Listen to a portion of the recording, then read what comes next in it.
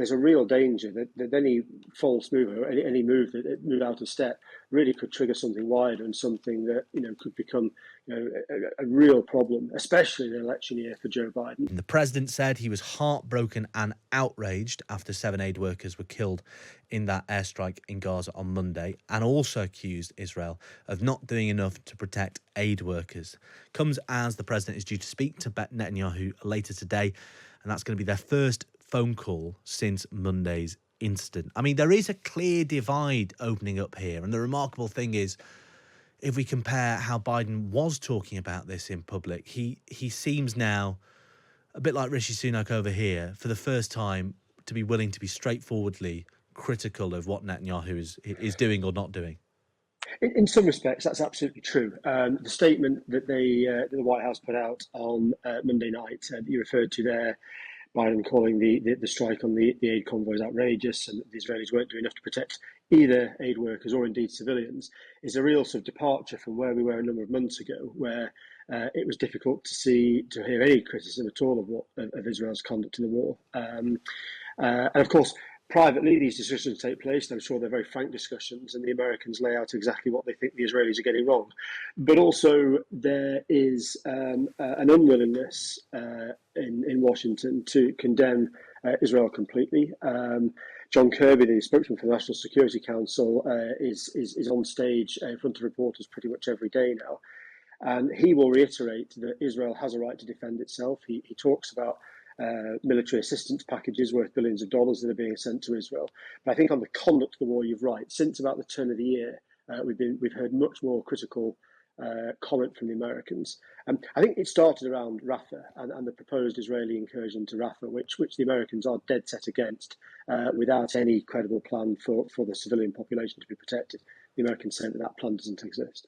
It also comes as Biden worries that the situation in Israel could spill over. There was that strike on the Syrian consulate the Iranian consulate in Syria on Monday, the US attributing that to Israel. Vows of retaliation from Iran could put US troops at risk in the region. We already saw that with the situation in Yemen and the Red Sea. That's the other thing that Joe Biden is sort of having to contend with here when he's sort of weighing up how to respond to what the Netanyahu government is doing in Israel. You have on one hand all the humanitarian concerns. On the other hand, you have Hamas haven't released the hostages. They've not been defeated militarily. And you have this incredibly difficult, volatile geopolitical situation that with one wrong move could spill over into the conflict that everybody wants to avoid. That's right. And I mean, the hostage crisis is absolutely the number one priority of the Americans. There are American citizens among those being held in Gaza. And all the American policy, if you like, is framed around trying to get those hostages out, for Israel to have the right to defend itself. And as you say, to stop this war spreading wider. We've had 3 American soldiers killed in Jordan not too long ago, a strike by an Islamist group there. We've had the American shipping interests or Western shipping interests being attacked in the Red Sea by the Houthis in Yemen. So the White House and the wider administration in Washington knows that there's a real danger that any false move or any move that move out of step really could trigger something wider and something that could become a real problem, especially in an election year for Joe Biden in what is, as we know, an extremely volatile region. Well, speaking of the election year, Joe Biden won't be enjoying the polling he's reading in the Wall Street Journal. It shows he's less popular than Donald Trump in 6 out of 7 swing states that will be crucial to his chance of victory. That's right. These are the states that really will turn the election. Whoever wins most of the 7 states that the Wall Street Journal mentioned in its polling yesterday is likely to take the White House. In each of those states, apart from one, Donald Trump's ahead. And should that be the result come November the 5th, then Donald Trump would comfortably be back in the White House. I think Joe Biden will take solace in the fact that in some of those states, the polls are getting tighter. He's been further behind than he is at the moment. And also the fact that we're a long way from election day itself. We've seen a lot of Donald Trump on the TV and in the papers and on the radio because it's been the Republican primary season. He's taken up a lot of bandwidth. I think the White House will be hoping that as the general election campaign itself starts to gather speed, and we hear more of the president, that he will be able to turn some of those polling numbers around. But it's not good news, especially as we're only now a few months away. And what are those 7 states? Pennsylvania, Michigan, Arizona, Georgia, Nevada, and North Carolina. So all the ones, and Wisconsin, right? So they're all the swing states he'll need to. He will need to keep hold of. Yeah, and of those swing states, Biden won all apart from North Carolina in 2020, and only in Wisconsin now is he ahead.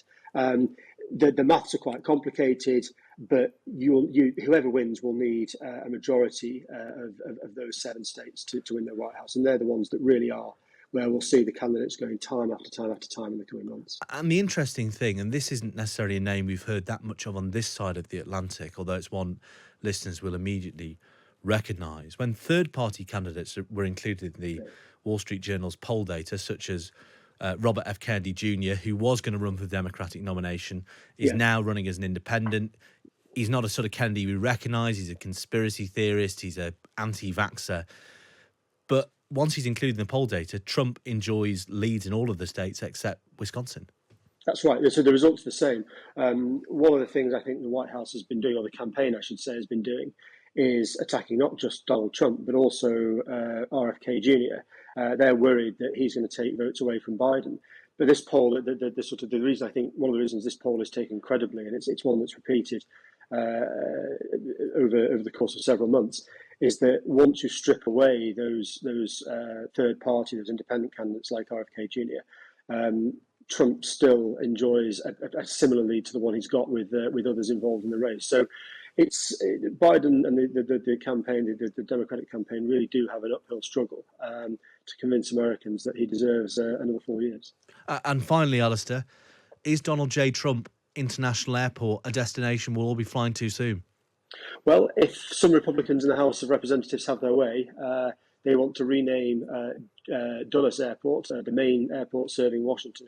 If you come to Washington from the UK, you're likely to land at Dulles. There is a bill now in the House of Representatives to rename that as Trump International. I don't think it's going to happen, at least not this side of the election. But you can get a picture of just how popular Donald Trump is among some of his supporters, and I think a lot of people in DC would be very upset if that were to happen. Well, and the Democrats are joking that it would be better to have a prison in his name. But let's see. That's right. Let's see which of those wins the day after the presidential election. Alastair Dawber, thanks ever so much for joining us